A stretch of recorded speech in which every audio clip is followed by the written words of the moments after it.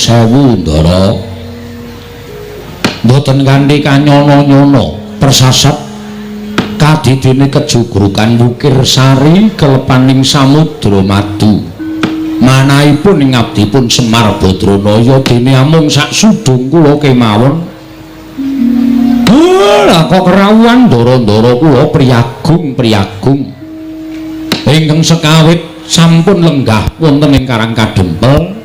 Hitunganipun minggu dinten sakmangke sampun wonten Sabta Ari kelenggahan menika. Lakon iki malah rawuhipun Sinuwun Ndarawati kaliyan Sinuwun Prabu Mandura. Kula ngaturaken sembah pangabekti kula kunjung nggih Den Sinuwun Ndarawati. Ya jagat mangestun para wayah Bathara jagat. Iya, Kakang Semar ndak tampa tiba sepadha-padha. Amung Widyastawaku wae katura marang Kyai Nayantaka. Kula pundi engko jimat paripe dayanana ing kasantosan. Dipun sekecaken anggenipun lenggah wonten ing padukan Karang Kadempel menika Ndara. Iya. Kakang Wismaya kawasa ora kepenak praptaku ning Karang Kadempel dina samengko iki Kakang Semar. Sinuwun Mandura katuran karaharjan rawuhipun Sinuwun Prabu Baladewa. Yo Kakang Semar tansah pinanganing kawidadan ing sami kula praptaku adoh saka Rubeda.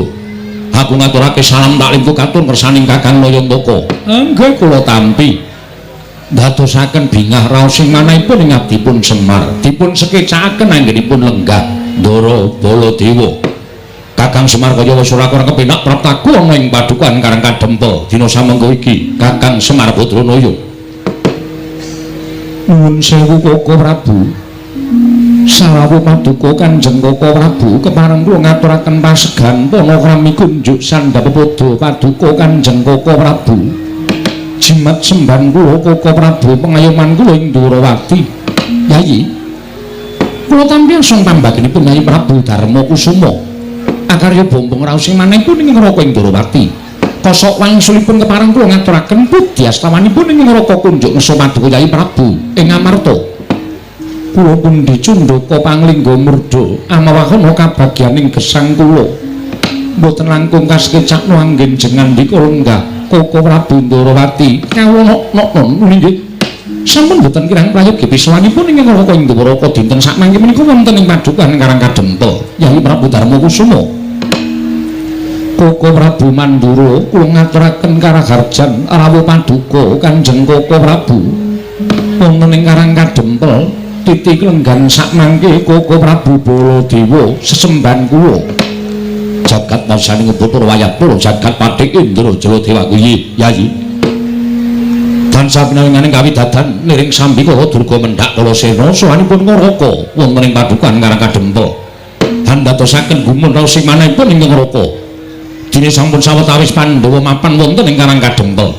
Kasinggihan mekaten Koko Prabu budya pangastawanipun ing ngraka kula trinampi Yayi.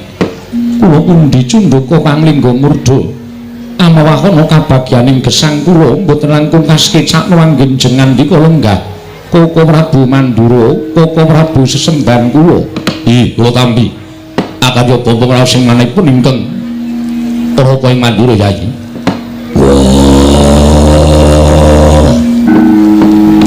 Kresna kakangku, aku ngaturake sembahku katura Kresna kakangku. Kadangipun Kakang Dimas Werkudara. Yo, aku Adi Njodimati ngaturke sembah lawan Kresna kakangku Werkudara. Yen peranganing para kadang-kadangku Pandhawa kabeh jangkep ngaturake sembah kalawan pun Kakang tak tampa kanthi lega legawaning penggaling pun Kakang luwih-luwih. Yayi Prabu Darma Kusuma ngaturake sembah kalawan Kadang Ndarawati tak tampa kanthi lega legawaning penggaling pun Kakang. Nanging aja lara atimu ya Dimas. Lamun Werkudara ngaturake sembah kalawan Kresna paripaksa aku ora bisa nampa. Kresna kakangku. Werkudara piye? Apa pancen aku nandhang kaluputan? Apa pancen aku nandhang kleru? Yen to pancen aku luput, yen to pancen aku kleru, kleruku mapan nggo endi, luputku nggo napa? Aku saguh nampa pikanane. Kenapa kowe ora gelem nampa sembahe Werkudara? Kresna kakangku Werkudara nggih sak jagat iki wis padha priksa ora ana ing wajib sira sembah kejabamu sang ruci Bathara ya sang dewa ruci aja kok jamak lumrahing titah sawantah nadyan dewa mudhun ana ing jagat wae tak kira ora bakal wani nampa sembahe Werkudara mula lah kok kadengaren temen sira siadi ngatur sembah kalawan pun kakang mengko gek-gek aku nampa sembahing siadi ana apa-apa ing tumanduk lawan pun kakang Ndrawati mula tinimbangane mengko aku kesandung kesrimpet laku ning nata Ndrawati sembahmu ora tak tampa ning gandeng genepi marang tata krama pun kakang minangka tinemu werda siadi taruna pangestu ning pun kakang tampanana ora sudi ora sudi piye kowe rasa ku nampa sembahe Werkudara wong tuwa sing ora nampa sembahe bocah enom mengestonono ora bakal dayani apa-apa pangestumu mula gandeng ora nampa sembahe Werkudara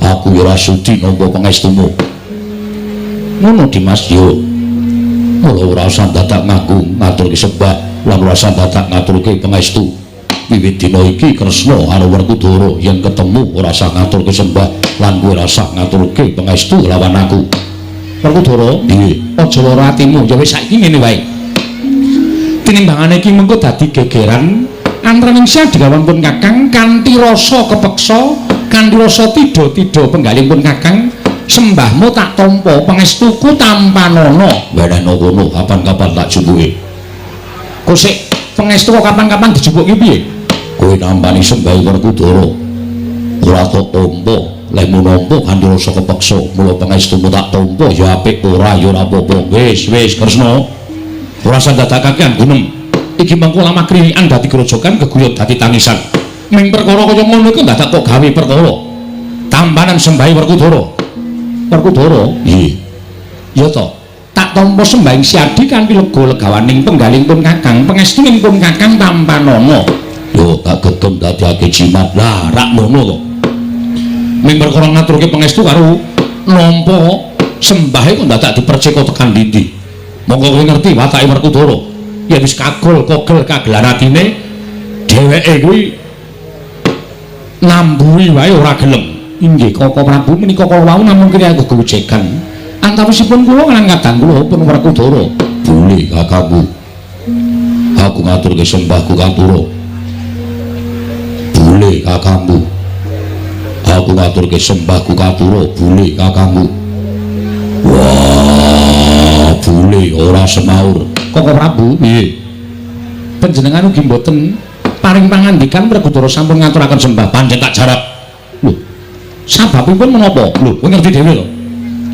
bule iki cirine pun ngakang mongko jenenge Nata Mandura Prabu Baladewa asmaning Nata Mandura Prabu Baladewa kuwi pirang-pirang Baladewa Kusumawaning Pinta Wasi Jaladara Anamka Krasana kuwi jenengku kabeh mongko bule kuwi cirine pun kakang kuwi siwikaning pun kakang mbok ngaturke sembah kanggo jeneng Baladewa apa Waning Pinta rak penak to kok bula-bule Werkudara nggih mbok yo aja marahi to Yai bule kuwi sirikaning Koko Prabu Mandura kowe ngaturke sembah nganggo nyebut Baladewa rak ya iso to aja nganggo bule kuwi sirikaning Koko Prabu kuwi nek disebut bule kuwi mesti duka mula pisan meneh tak jaluk aja nyebut bule ning ngatara asmane Koko Prabu Baladewa ingkang pirang-pirang cacahe mau ning aja nganggo bule njaluk tulung balena ping 1000 wungkas Werkudara meneng kok kowe bule Baladewa kakangku piye yen pancen kowe ora sagu diundang bule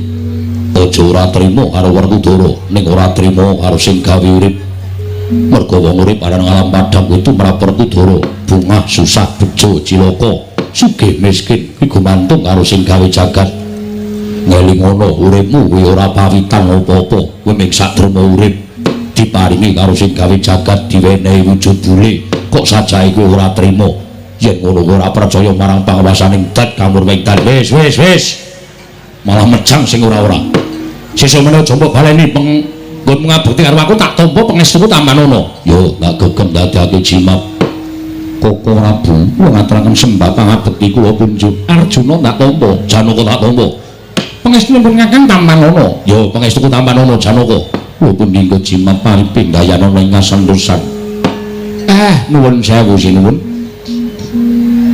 dadosaken kaget raos sing manahipun ingatipun Semar. Rawuh paduka ingkang boten cecala ingkang saderengipun. Menika wonten menapa ingkang mestinipun panjenengan menika nuwun sewu sesembahan kula upami betah kaliyan Semar mestinipun kantun nimbali kemawon kula menika jejering abdi badhe sowan ngabiyantara ngersa paduka Sinuwun Ndorowati mboten kok sampeyan ingkang keraya-raya rawuh wonten ing Karangkadempel.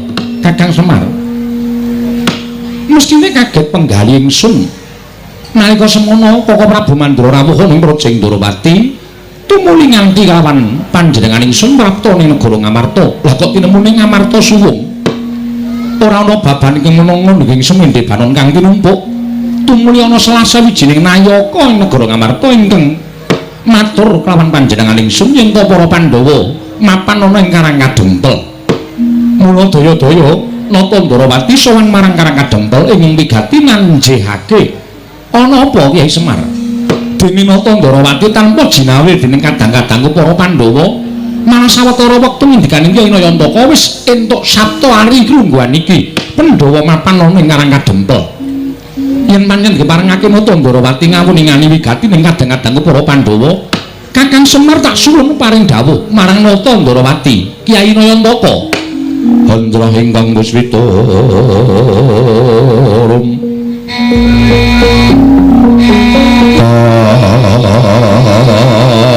siring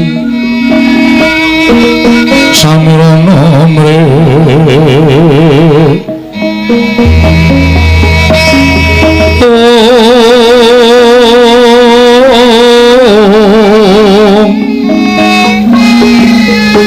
sekar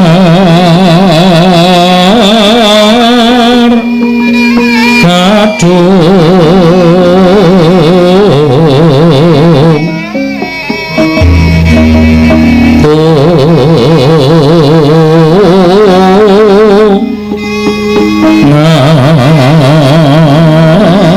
nas kandanyo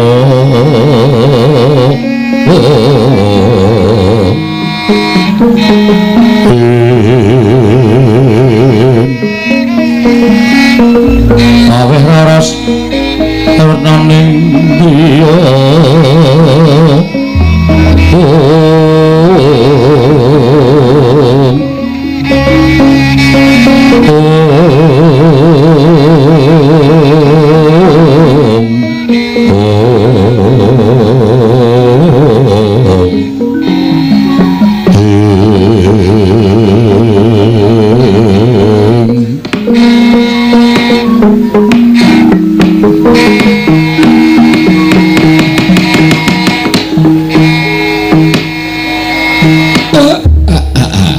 sewu den kula matur kali sampeyan sampun kinten Semar mangke nglenggahi tetembungan undhaking pawarta sudaning titipan mula sampun ngantos klentang-klentu anggen kula munjuk atur kajenge Sinuwun Ngamarta piyambak ingkang paring pangandikan kunjuk ngersanipun Sinuwun Ndorowati. Yo yen pancen mengkono luwih prayoga Yayi wonten menapa dene para Pandhawa mapan wonten ing Karangkadempel ngantos ingkang ngraka Ndorowati jinawil dening kadang-kadang kula para Pandhawa kemawon boten menawi kepareng awedharing kathah tumunten kababarna kula nedya nganglungaken jangga nilingaken karna mastuti sabda Tama Paduka Yayi Prabu Ngamarta. Yayi Camyaji Koko Prabu sesembahan kula Koko Prabu pengayoman kula sewu-sewu kalapatanipun ingkang rayi tadah wadana dene kula mboten munjuk atur ngersa paduka Kanjeng Koko Prabu tumuli kula nganti kadang-kadang kula prapta wonten ing Karangkadempel. Nuwun sewu Koko Prabu estunipun ngemuti bilih negari Nyendraprasta menika awit kanugrahaning Hyang Mahanasa ingkang sampun tinampi dening para Pandhawa nembe sawetawis wekdal anggen kula minangka dados makutaning bangsa ing Ngamarta sakmangke sampun katingal undhak ing negari Ngamarta tumuli dinten sakmangke estunipun kula kaliyan kadang paduka para Pandhawa nggadahi niat ambangun negari Ngamarta mongko nyatanipun dinten sakmangke ingkang rayi prapta wonten ing Karangkadempel menapa ta sababipun niatipun ingkang rayi punta sakadang anggen kula nedya mbangun negari Ngamarta menika boten kawiwitan saking kutha Goro negari Ngamarta nanging kawiwitan saking Karang Kadempel. Jernyatanipun Karang Kadempel menika linenggan dening Kyai Semar Badranaya. Sinten to Kyai Semar menika boten sanes kejawi namung pamonging para Pandhawa. Pandhawa boten badhe saged tumangkar kados mekaten menawi boten wonten Kyai Semar. Pandhawa boten saged mukti ngawi bawa Nyakrawati mbau dendha menawi boten saking Kyai Semar Badranaya. Mila sampun gumulung ing Rembag Pandhawa nedya mbangun Karang Kadempel miwiti Karang Kadempel rumiyin ingkang kabangun tumuli sakmangke saged ngalimbar dumugi negari Ngamarta. Koko Prabu menggah mekaten wigatosipun Pandhawa mapan wonten ing Karang Kadempel jagat wasisaning Bathara wayah Bathara jagat. Ing mestinipun Prabu Kyai Prabu menika nyaosi prisa dhateng Raka Indrawati. Jernyatanipun Pandhawa kaliyan ingkang Raka Indrawati menika bebasanipun kalih-kalih ngatunggal. Tiganipun ngemor menika Mandura ingin boten saged dipun pisahaken. Nanging sabab menapa dening Prabu Kyai Prabu boten anjawil dhateng ing Raka tumunten sowan dhateng Karang Kadempel menapa semestinipun Prabu Kyai Prabu sampun niwakaken dhateng Raka Indrawati. Mangke riyin linambaran penggalih sabar kanthi penggalih ingkang ikhlas panjenengan sampun ngantos keseluruh dalan ingkang kleru nggih Den.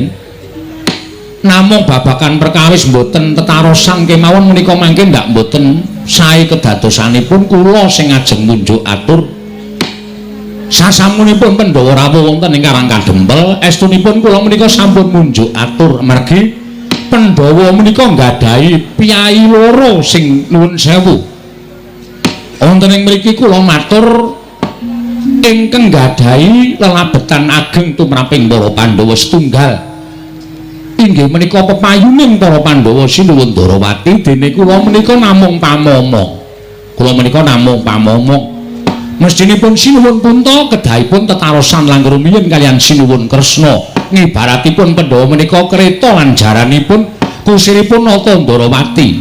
Menika mangke ndak boten prayogi menika sampun wongsal wangsul kula aturaken. Nang wangune Pandhawa ngantos dinten menika dereng atur rembag ingkang sampun kula aturaken dhateng Paduka Sinuwun Darawati. Iya, pancen durung matur marang panjenengan ingsun Kyai Semar nggih. Mula kula matur sing sabar sing ikhlas nuwun sewu. Mboten niatipun Pandhawa menika nyupekaken dhateng Sinuwun Kresna babar pisan mboten. Mboten niat Pandhawa menika badhe supe dhateng lelabetanipun Sinuwun Darawati menika mboten. Pancen mangke menawi sampun saged rinantam wewangunan wonten ing Karang Kadempel tumuli badhe munjuk atur ngersanipun Sinuwun Kresna. Sabab Pandhawa mboten kepengin ngrepotaken dhateng Sinuwun Darawati merga Sinuwun Darawati menika dipun anggep kadang werdanipun para Pandhawa. Mila tumunten ingkang dipun bruki perkawis menika Semar ajeng kula selaki mboten wonten ginanipun. Monggo gegayuhanipun Pandhawa menika sae anggenipun badhe mbangun Karang Kadempel. Krana wewangunan negari Ngamarta menika dipun wiwiti saking Karang Kadempel pamripun Sinuwun Punta menika mangke saged malimbar dumugi negari Ngamarta. Lah menika lho Sinuwun menika ingkang kula anggap leres mergi racak-racakipun ingkang sami kelampah wewangunan menika punjeripun wonten ing Kutha Goro wekasan ingkang mapan wonten ing Pradesan Karangparden wonten ing papagunungan boten saged ngraosaken. Mila tumunten sakmangke kula genahaken dhateng para Pandhawa merenahaken dhateng para Pandhawa wewangunan dipun wiwiti saking Karang Kadempel. Mengkono Kakang Semar nggih.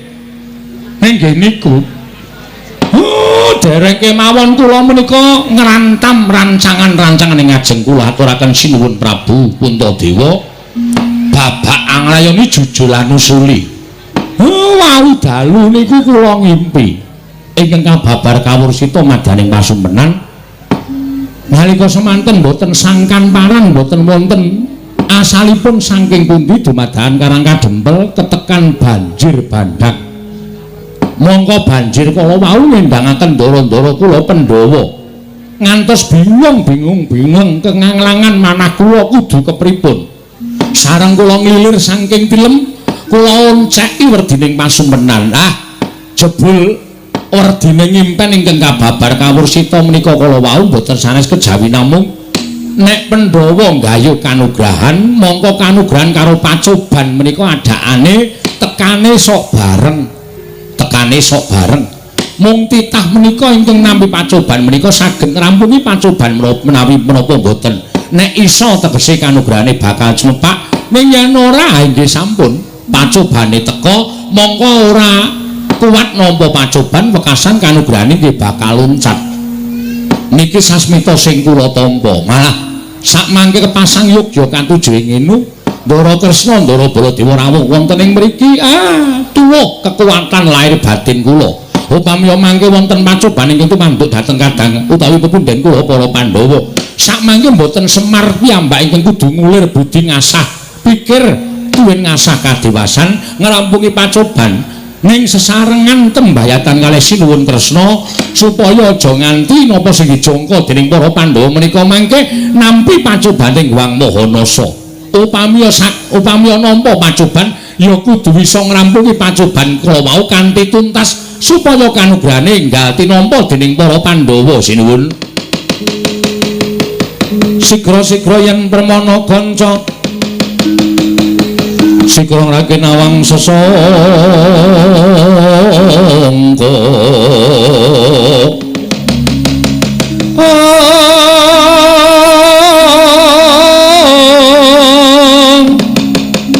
Nalendra mbek marwa sing sang Katri kumulung mangrembak ing wadya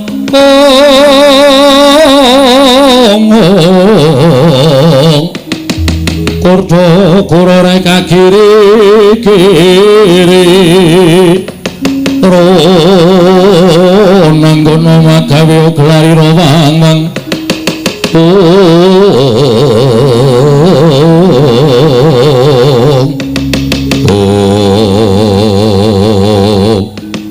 Sido madyaning padukan ngarang kadempel nalika semanten sami midhangetaken pangganipun Kyai Nayantaka nadyan sedaya kawula ngarang kadempel samya tumungkul ing kisma datal wonten ingkang mantun anyabawa paperbawan wingit wimbaning Kyai Ismaya Kilurah Semar Badranaya dadak sakoling mangke kawiti ngagedher madyaning sak jawining padukuhan kathah para kawling sami alok yen to padukuhan kedai ketamuan priyagung boten sanes kejawi namung Begawan Durna ingkang wantun minggah wonten ing pendhapi padukuhan Karang Kadempel Bakarya Jingak kang samya mulat minggah ing Sang Begawan Durna kaya geger kanggo samya kawula ing samya gantung sibo manglon bae para kawula kanca piyak-piyana daya minggir dalan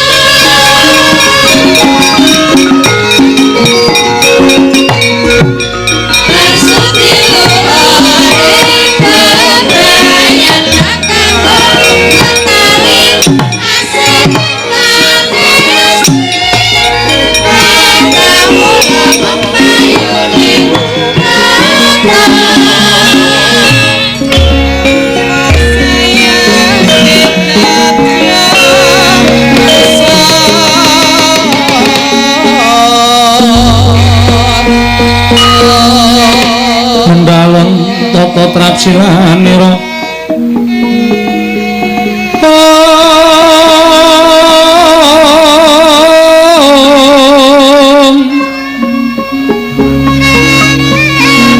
Sama kena stani rogai stani kali pisan yen ngandika magawe obronto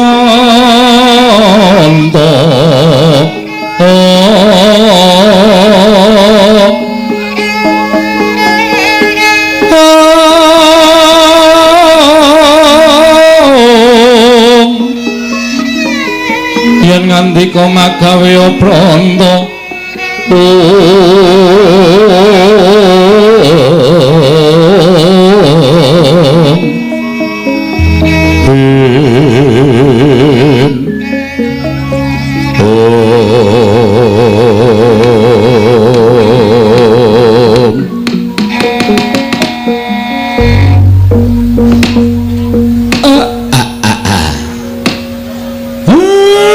kok malah saya akeh priyagung sing rawuh ning Karang Kadempel. Mboten mangling Penemban Durna.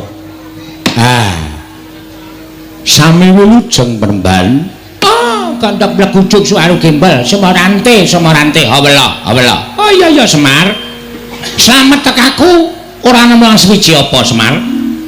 Kula ngaturaken sembah pangabekti kula kunjuk Penemban. Oh tak tampa kowe ngaturke sembah karo Begawan Durna ora let pangestuning Begawan Durna Tampanana ya Semar. Kula pundi nggo jimat pariping gayanana ing kasantosan. Bapa Penemban kula ngaturaken sembah pangabekti kula kunjuk Bapa Penemban. Lho, menika anak Prabu Darma Kusuma. Inggih Bapa Penemban. Kok malah lenggah wonten ing Karang Kadempel, Nger? Sampun sawetawis anggen kula sowan wonten ing Karang Kadempel tuwi dhateng Kyai Semar Badranaya. Oh, syukur. Tegesipun para Pandhawa menika mboten nyupekaken dhateng lelabatanipun Semar Badranaya. Mboten nyupekaken dhateng lelabatanipun Kakang Semar inggih menika pun pamonging para Pandhawa. Syukur menika wajib dipun tiru. Menika wajib dipun contoh. Kula ngaturaken sembah Bapa Penemban. Oh nggih kula tampi. Dawah sami-sami, Nger. Anak Prabu Darma Kusuma nyuwun sewu Penemban kula ngaturaken karaharjan rawuhipun Bapa Durna. Lho, anak Prabu Ndarawati inggih lenggah wonten mriki. Inggih Bapa Penemban. Oh inggih syukur, Nger. Pinanyunganing kawidatane ing sambi kula sowanipun ing Bapa. Kula ngaturaken salam taklim kula katur ngersanipun anak Prabu Ndarawati. Kula pundi jimat pariping gayanana ing kasantosan sinten ing kepareng nderekaken Penemban. Oh, kula ijen kemawon kok, Nger, piyambak kemawon. Dipun sekecaken lenggahipun. Oh inggih sampun boten kirang prayogi. Bapa Durna katuran karaharjan. Lho, menika manah anak Prabu Baladewa ugi lenggah wonten ing mriki. Nderekaken Nyai Prabu Ndarawati, Bapa Penemban. Oh, syukur, Nger, syukur. Katuran karaharjan rawuhipun. Wilujeng nering sambikala. Sowan kula wonten ing Karang Kadempel. Salam lalim kula katur nggih, Nger, anak Prabu Mandura. Sampun kula tampi Bapa Penemban Durna. Dipun sekecaken lenggahipun. Oh inggih sampun boten kirang prayogi. Wah, Durna bapakku aku ngaturake sembahku katur. Anak lanang aning-aning dita bocah mursid iso mikul dhuwur mendem jero karo wong tuwa Werkudara tak tampa ya nang. Pangestune bapak Tampanana ya Nger cah bagus. Yo tak gegem dadiake jimat prayogakno nggonmu lenggah. Wis ora kurang prayoga Werkudara. Bapa Penemban kula ngaturaken sembah pangabekti kula kunjuk Bapa Penemban ngemputra pun Arjuna. Janaka Permadi tak tampa pangestune Bapak Tampanana ya Permadi. Kula pundi nggo jimat pariping dayanana ing kasantosan. Dipun sekecaken anggenipun lenggah. Oh iya Permadi kaya wis ora kurang kepenak. Nala Gareng Petruk Bagong Penemban Durna rawuh ngaturna bekti. Ya kowe sing tuwa urut Penemban Durna kula ngaturaken bekti kula kunjuk. Nala Gareng tak tampa pangestune Begawan Durna Tampanana ya Nala Gareng. Nggih, kula pundi nggo jimat dayanana ing kasantosan. Wah, lah kok saya kuru kowe. Inggih pangestunipun nggih kaonanipun kaya ngeten. Ora kena penyakit apa-apa ta kowe? Mboten Penemban. Syukur sing penting sehat ya Nala Gareng. Nggih. waras lahir batin. Kuwi sing apik. Kokean bondo duwe derajat pangkat nek ora sehat nggo kabrak apa ya to? Nggih. Penembahan kula ngaturaken bukti kula kunjuk. Petro kantong bolong tak tampa. Pangestu tampanana ya Petro. Kula pundi nggo jimat paripin dayana ing kasantosan. Dipun prayogakaken nggih penembahan. Oh iya Petro tak tampa. Wis ora kurang prayoga praptaku ning Karang Kadempel. Gong ngaturke sembah le. Hah? Ngaturke sembah. Sapa? Penembahan Durna. Penembahan Durna. Kondeng penembahan Durna kula ngaturaken sembah pangabekti kula kunjuk nggih penembahan. Oh iya Bagong. Heeh. Kowe nang endi iki? Wonten mriki. Mboten patosa ketingal. Oh iya ora apa-apa sembah kowe ngabekti karo Begawan Durna wis nyenengake ati. Tak tampa ngaturake sembah. Pangestu tampanana ya Bagong. Nggih. Kula pundi nggo jimat paripen dayana ing kasantosan. Heeh. Mbah Putri mboten derek.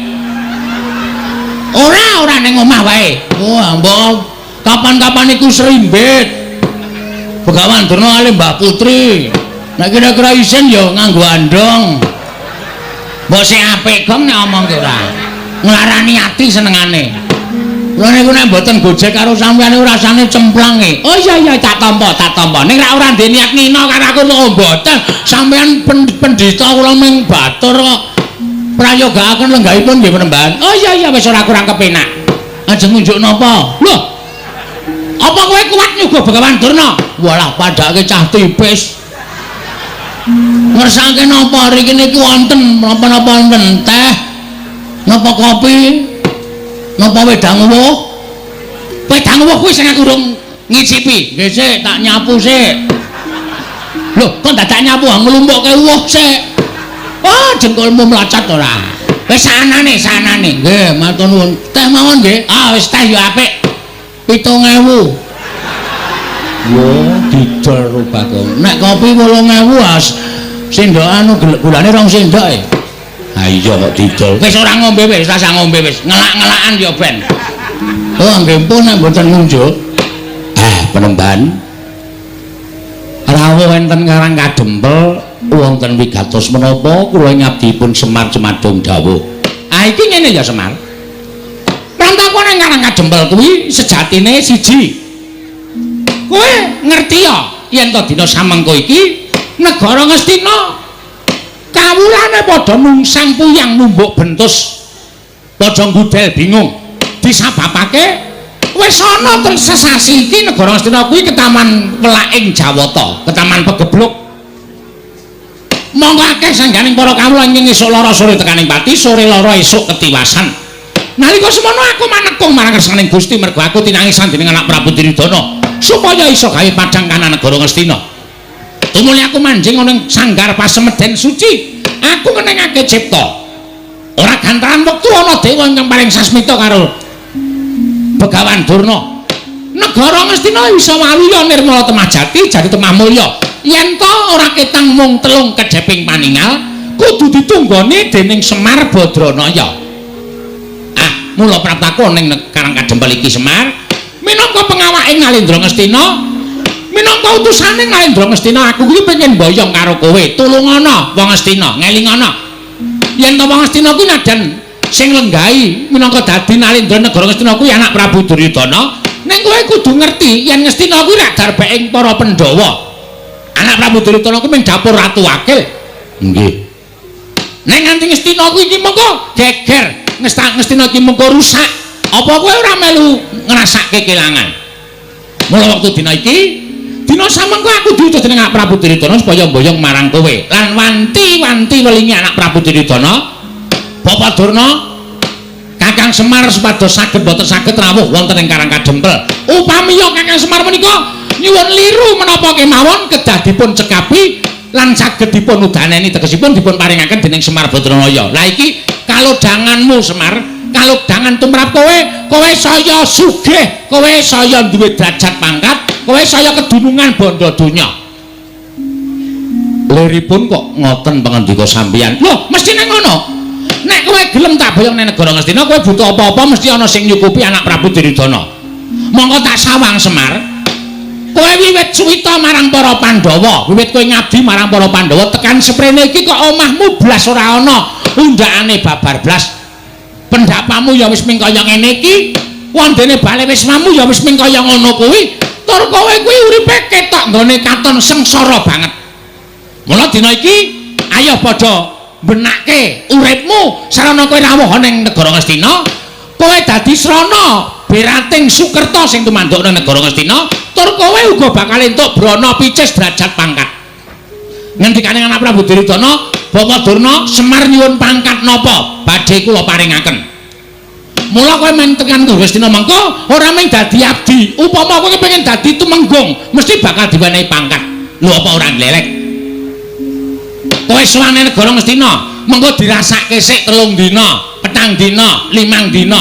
Nek jenak, nek kepenak nggon urip ning negara Ngastina, ora usah wedi karo anak-anakku Pandhawa. Anak-anakku Pandhawa mesti padha manut karo Begawan Durna. Omahmu iki dimbrukke. Omahmu iki dimbrukke.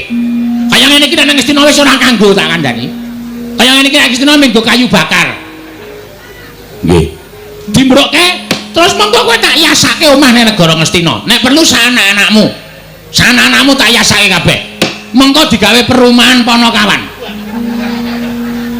Sing pinggir dalan gedhe kuwi tak yasake omahmu, kowe njaluk tingkat pira bakal tak turuti. Mengko sing tengah tak gaweke omahe Gareng. Mengko sing nomor 3 tak gaweke omahe Petruk, ya apik-apik kabeh. Mengko sing kari dhewe tak yasake kandang kirek. Gong, arep diasake kandang kirek kowe. Asik. Lho. Kok malah asik to? Aku ora ngerti po, selama iki aku kan turu ro kirek. Oh, malah seneng to. Heeh, wis ora apa-apa. Aku dadi wong dikorbanke iki ora masalah kok, Tru. Dadi anak Semar dadi kari dhewe ya ming rekoso. Saiki arep dadi perumahan ya ming diasake kandang kire, ora masalah, ora masalah. Kowe matur karo aku, Semar. Gage, kowe njaluk apa? Njaluk brana picis? Pirang miliar, pirang triliun dibayar kenceng. Anak Prabu Duryudana kuwi ratu ing sugih dhewe. Seprapat jagat bandane ora bakal kelong nek ming bayar karo kowe. Apa kowe njaluk diasake kereta kencana ingkang ditarik kuda cacahe 8 mengko bakal diasake. Wonten kowe gelem menyang negara Ngastina ora kita mung sedhela, merga iki dadi kewajibaning Begawan Durna. Nggonku wis dipercaya dening anak Prabu Duryudana supaya mboyong marang kowe. Wektu dina iki kowe manuta. Ayo tak boyong ning negara Ngastina. Mengko yen ora betah, kowe bali ora apa-apa. Bali ora apa-apa. Sing wigati wis rawuh ning negara Ngastina. Ning dene kowe engko betah, ya mampano ning Ngastina sateruse ora apa-apa. Njaluk pangkat apa bakal dituruti, njaluk branda Prabaya picis apa wae bakal dituruti. Wis cukup semono wae sing dadi aturku marang kowe Semar. Kowe meneh ana wangsulan karo Begawan Durna. Saguh apa ora? Nek saguh matur nuwun, dene ora perkarane apa, dasarmu apa aku tak ngerti. Nggih. Jane nek digagas kanthi gagasan lair napa sing mangendikake niku sapa sing ora kegut, sapa sing ora manut karo pangendika sampeyan. Ning nuwun sewu, nek cara batin kok geseh kalih angen-angen kula. Lho, geseh piye? Nuwun sewu penemban. Kabagyaning lair batin menika mboten diukur saking kakeng brana picis lan dhuwuring derajat pangkat, apike bale wisma lan menterenging titian menika mboten. Ning tumrap Semar, kula wit riyin tekan sakniki niku mapan teng mriki niku ati kula wis seneng. Nadyan napa-napa sarwa kekurangan, ning batin kula wis ngrasake kabagyan ingkang cukup tumrap urip kula. Lho, nek sampeyan ajeng mboyong karo Semar kok dadak mangi-mingi Semar butuh derajat pangkat, Semar butuh duit, Semar butuh apa? Kula pun boten kegut kalih derajat pangkat. Mula manggawe ukara liyane kuwi sampeyan supaya iso nglembuk atine Semar. Kula ampun mangwenehi duit, ampun mangwenehi derajat pangkat. Niku dudu gegayuhan kula. Gegayuhan kula niku kabagyaning lair batin pun niku mawon. Harpa kula teng Ngastina kebekan brana picis, omah kula apik, titian kula apik, ning nek batin kula ora tentrem, cepak modare. Ning nadyan kula mapan teng Karangkadempel, apa-apa sarwa kurang, paribasan mangan sedina ping 3 durung kantenan iso ajeg. Ning nek ati kula seneng, wong seneng atine niku nyurung dateng kebagas kewarasan awake. Mula kula nyuwun pangapunten nek sampeyan pamer perkara Brana Picis kula ora iso kegut penemban nyuwun pangapunten. Lah terus kowe njaluk apa? Aku tak takon karo kowe. Kowe njaluk apa? Nek kowe njaluk apa wae sakliyane derajat pangkat Brana Picis matura. Mengko aku sing matur marang anak Prabu Duryudana supaya ngleksanane apa kang dadi panjalukmu mengkono kowe iso sowan ning negara Ngastina. Nek kula matur mboten gerah penggalih. Ora. Nek kula ngomong mboten sakit penggalihe, ora arep lara. Kula gelem sowan teng Karang Kadempel utawa teng negari Ngastina diboyong sinuwun Duryudana lumantar ndara Penemban Durna saguh. Wong nyatane kula niku urip mboten bedak-bedake.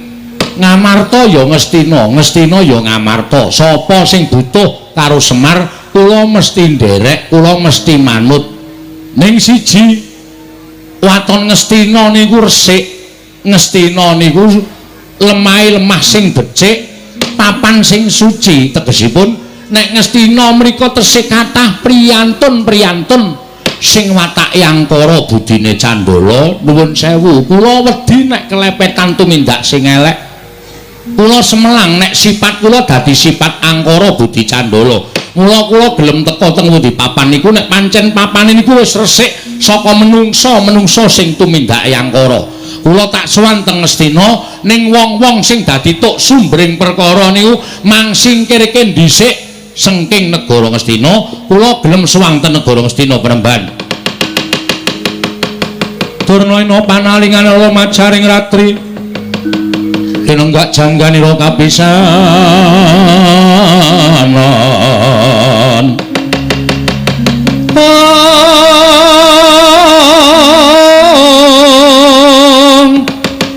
aneng prang Bratayuda mastaka kabuncang mungging wana mastaka kabuncang mungging wana ing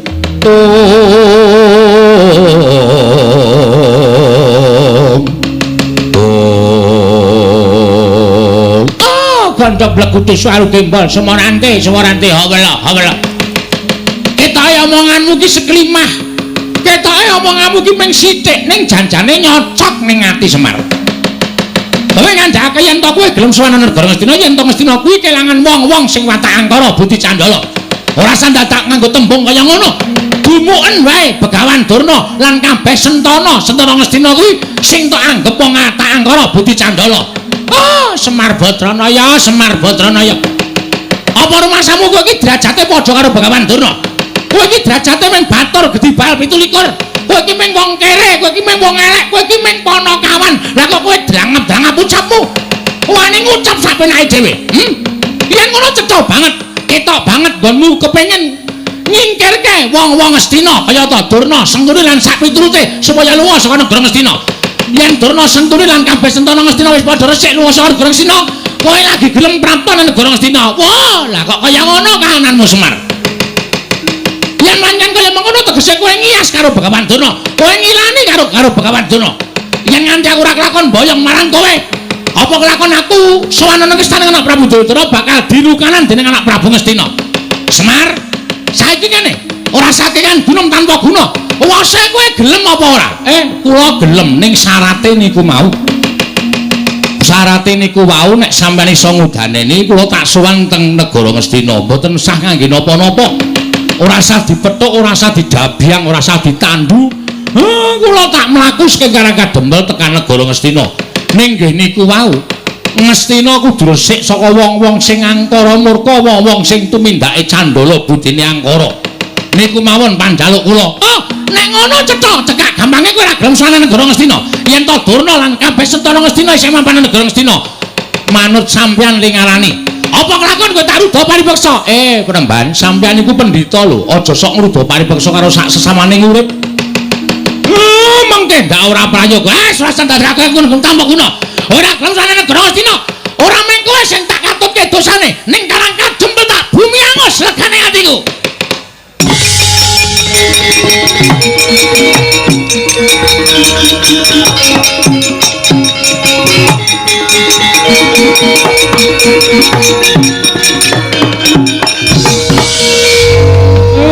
Gong kowe arep ngopo? Saka mburi kok sandalmu tok uncalke. Terus kowe maju mengarep eneng apa? Aja gawe perkara arepa Begawan Durna nesu, wong nesu kuwi aja dimungsuhi nganggo kanepson. Okol kuwi aja dimungsuhi nganggo okol ning nggunakake akal. Aku mengko wani karo Durna malah kriwikan dadi grojogan, geguyon dadi tangisan. Semeneng ra we? Aku ngene iki mbelani karo kowe, Mir. Kowe sadar ora Durna mau ngucap apa? Tanengke wae nek mung perkara padu karo kowe ora masalah. Toh kuwi perkaramu karo perkarane Begawan Durna. Ning terakhir kata-katane Begawan Durna sing marahi aku ora kuat ngampet hardaning kanepson. Semar nek kowe ora gelem tekan negara Ngastina, mesti Karang Kadempel tak bumi angus. Mar. Mbok Pak ora sudi. Aku ki bapakmu wis sampe sak karepmu aku ngayal kok kandhane kok. Kowe kudune manut nek kandhane anake kuwalik. Anak ki manute kandhane karo wong tuwa. Iki kudu diwalik, iki jaman milenial. Wong ora ngono karo wong tuwa kok sapenake dhewe. Nek muni wis ngembet Karang Kadempel iki masalahe ora masalahmu tok. Ning iki masalahe Karang Kadempel, Pak. Dheweke ngrasani arep bumi angus Karang Kadempel. Padha karo dheweke arep mentala mateni kawula sak Karang Kadempel. Pendhita yang ngene kudune disingkirke. Apa? Kok iki domonge kok aku ki arep ngandani karo kowe. Ora usah sok ngandani, kowe iki meng SD aku insinyur kok. Nyepelekke ora sakaremu. Nek ana apa-apa tanggungan dhewe, tak tanggung dhewe, ora usah dadak kowe melu-melu iki perkaraku. Nemban, lho iki Bagong. Arep apa? Lho, ora basa karo aku. Ora basa iki mung kari kelakuanmu. Nek kelakuanmu apik, kowe tak basani. Nek kelakuanmu elek, ora sudi aku mbasani kowe. Arep kowe wujude brahmana kaya ngono, ketemu putih, serbanmu putih, nek kanggo ngobak-obak kan katentremaning jagat, ngopo aku basa karo kowe. Ora iki tenanan iki. Yen ngono kowe arep belani karo bapakmu, mesti iki bapakku. Iki, sirah iku padake. Kurang ajar ora. Iki bapakku padake. Bapakku iki sing paling tak tresnani. Aku wis karo simbok ora patek tresna. Lho, sebabe apa? Arep tak ora gelem. Cah edan ora. Semar kok entuk widodari iki widodarine lamur apa ya? Aku nganti gelem karo Semar. Yen ngono kowe wangi karo bapakmu, mesti tae wangi. Yen ngono kowe wani karo Begawan Durna, biyen wani saiki wani. Ucapku iki lho, Mbah sing kudu ditata. Sampeyan rene arep ngopo? Boyong bapakmu. Nek boyong ya perkarane karo Semar wae. Semar, nek kowe ora gelem tak boyong, kowe tak rudok paripeksa. Cukup. Rasa mlembar tekan kono-kono. Andane ora usah tekan kono-kono. Nek kowe arep duwe masalah karo Semar wae. Ning masalahmu saiki ora karo Semar. Kowe nyumbari wong Karang Kadempel. Karang Kadempel tak bumi angus. Lah iki masalahe nang kene iki. Iki ngembet kawula sak Karang Kadempel.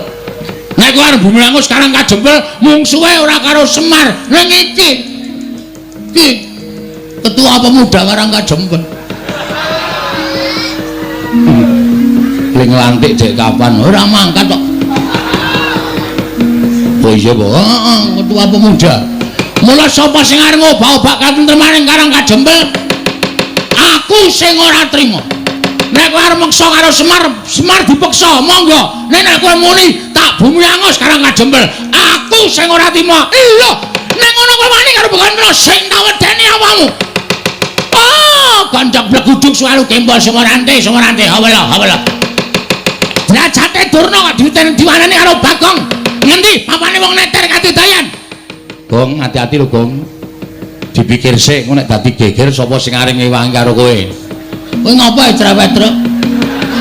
Iku wis arep dadi kok mendadak kowe nyelo-nyelo. Meneng apa iki wis dadi kingkot bariki terus rampung terus limbukan ndak kesuwen. Ngendi pamane wong Bantayuda? Aki. Blabar waja kentheng kawan. Ayo dijajal. Durna apa Bagong sing tekaning pati? Ah, metu njaba. Kene marganing patimu. Piye? Metu njaba kene marganing patimu. Ayo arep ngopo ayo. Tak cotok sirahmu ora. Ah metu njaba jelas mati. Nek metu jero jelas urip. Rumangsane ra wong kok kata-katane ra iso digagas lho. Lho nek ngono kok wani karo bukan karo wani, metu njaba ayo. Kowe karo aku, apa sapa sing tekan wani? Metu njaba lan tuntuti Begawan Durna.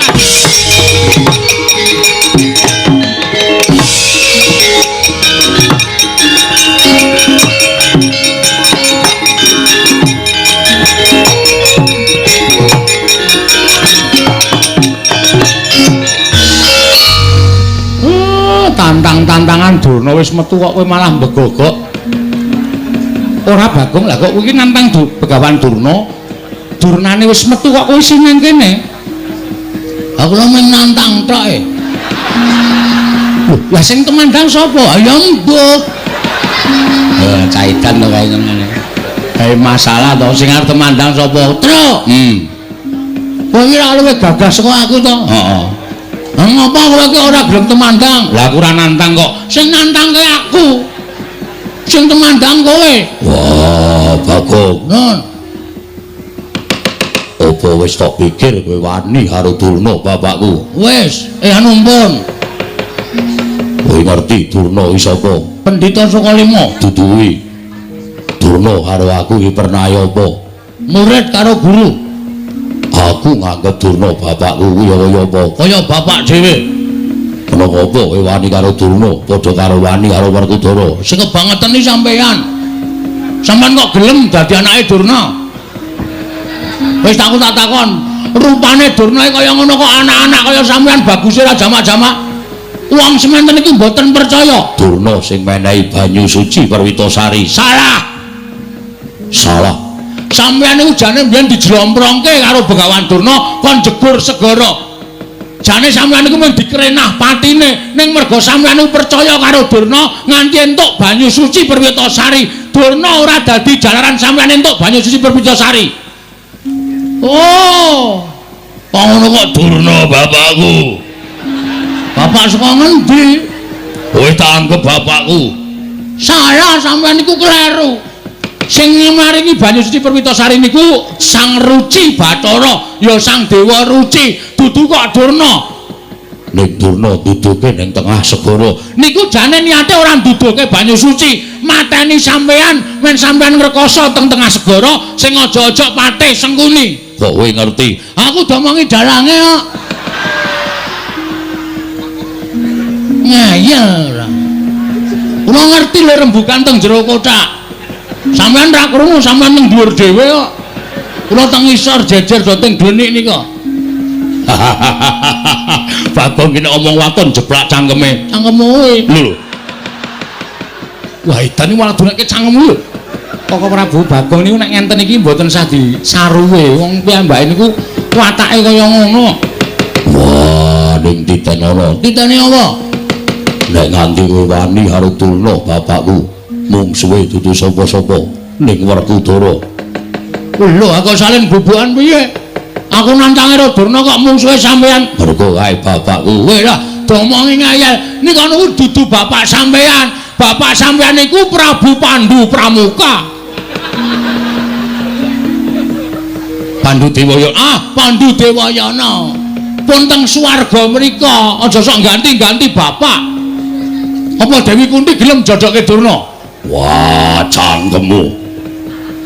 Mrene kecek ndasmu modar. Gong, wis Gong. Dadi masalah lho.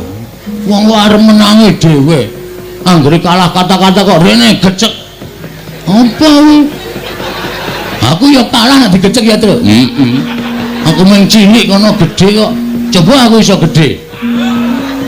Gecek genti kok. Wah, caidan edan wae wis ngerti iki Bagong edan. Bagong edan wis suwe. Ampun jajal gedhe, Gong. Engko seyane anggere esuk kae gedhe dhewe aku. Oh iya. Ampun Den, niki anak kula. Tur nek kula gagas nggih Durna niku ya kleru. Sampeyan ampun belani wong kleru. Kandhane Mir. Sapenake dhewe ora. Apa-apa aku arep diklerokke. Nek mboyong Semar, mboyong ora apa-apa ning nek sampean minangka dadi putra bumi Karangkajempel, lahir teng Karangkajempel, nek ana wong ngrasani Karangkajempel tak bumi angus, sapa sing ora merkitik? Niki bumi utah getih kowe arep dienggo macem-macem. Perkutara, apa? Tak pikir-pikir bener, Bagong. Yen kowe mbelani Durna tegese kowe kleru, arep kuwi gurumu. Ning Durna pancen luput ngene ngucapake. Ngene bakal gawe bumi angus Karangkajempel. Sapa sing ora merkitik yen to dilairake ning Karangkajempel, urip ning Karangkajempel, seger ngombe banyu Karangkajempel, arep mangan wulu wetu Karangkajempel. Kok bumi kelahirane arep di bumi angus karo wong liya kuwi tegese wong sing ora merkitik atine, ora lara atine, tegese ora tresna karo bumi kelahirane. Wah, rungokke kowe. Oh, apa-apa kok Durna bapakku arep tak belani. Mbok Dara Janaka kowe ora ngendika apa-apa kok, padahal Dara Janaka diparingi pusaka karo Durna pirang-pirang. Nggih to, Den? Iya. Sampeyan diparingi ali-ali ampal nggih to? Iya. Ora nesu kok kono mengentuk banyu suci Perwitasari kowe. Sapa wani Durna Kaidak? Kondur arep gleleng. Mbok didak njajal. Aku didak Semar Nesi ya, Pak ya. Mbok. Lho. Iki ora ana sing komplot babar blas iki. Aku ki jenan tenan truk. Ya ora apa-apa ya. Kowe marahi kok rumangsang. Den, napa sing dikandhake anak kula niku bener. Napa sing dikandhake anak kula niku landesan bener. Mula sampeyan ampun nganti pisan-pisan sampeyan nyalahke Bagong. Bagong niku mbelani bapakne, mbelani bumi kelahirane. Nek enten apa-napa Bagong ya melu ngrasake nek Karangkajempel nganti di bumi angus tenan karo Durna. Napa sampeyan ora mesake kawula sak Karangkajempel? Napa sampeyan mboten prihatin nimupi Karangkajempel diosak asik karo Begawan Durna? Werkudara. Nggih. Apa sing ngendikake dening Kyai Semar mau bener? Lah, kandhani ngayal. Apa sing dikandhake karo Kakang Semar mau bener? Mula aja tok belani karo Durna. Wah, yo. Ya piye? Ya wis, aku manut. Ning janji ana sing njatosi Durna bapakku aja takon dosa, tetep dadi mungsuhe Werkudara. Piye, Kang? Sapa sing njatosi Durna dadi mungsuhe Werkudara? Nglimpe to. Durna bingkem, heeh. Seret nang nggon sepi tutuki pukul besi sirahe. Kowe anarkis banget yo, men gemes aku. Nanti dia ketekan Durna mesti geger, nanti dia ketekan Durna mesti kisruh. Rumangsaku ora. Lah kae piye Begawan Durna wis metu ning jaba. Sapa sing arep nandingi? Rawe rantas marang-marang tak putunge, Pak. Wen pokoke hati-hati.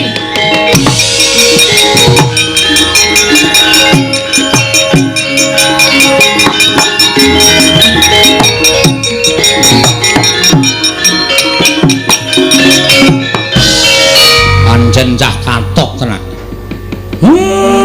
Ora wedi karo sapa-sapa. Nek wis duwe niat mbelani karo bumi kelahirane kok ora nyawang mungsuhe sapa kok nekate ra jamak-jamak.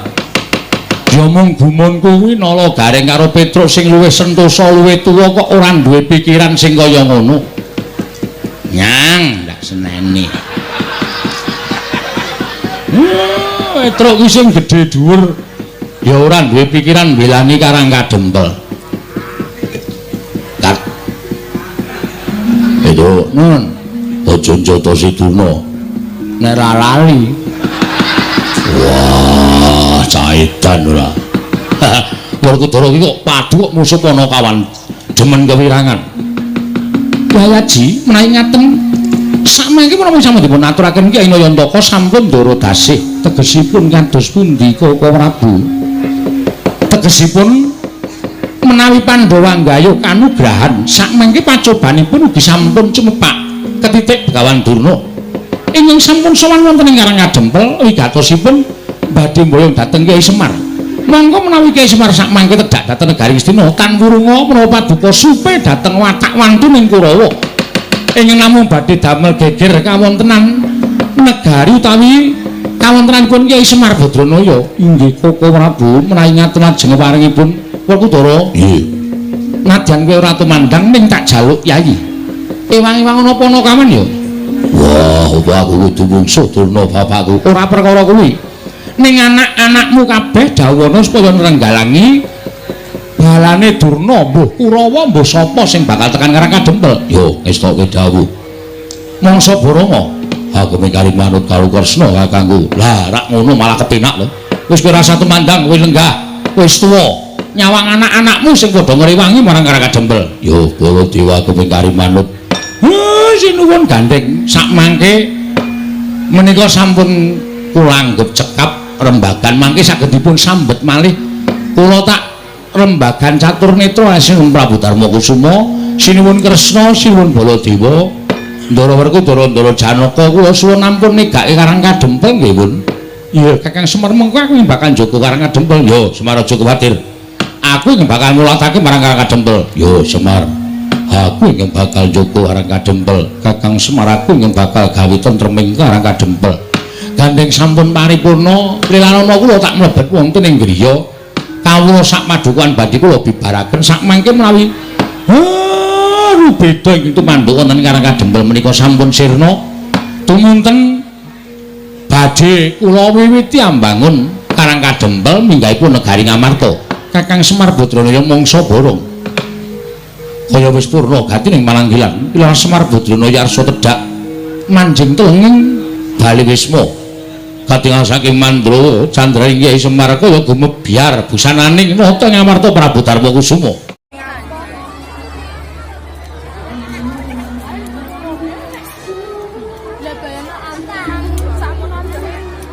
Aja buang nikah. Sing kok dikene tenanan.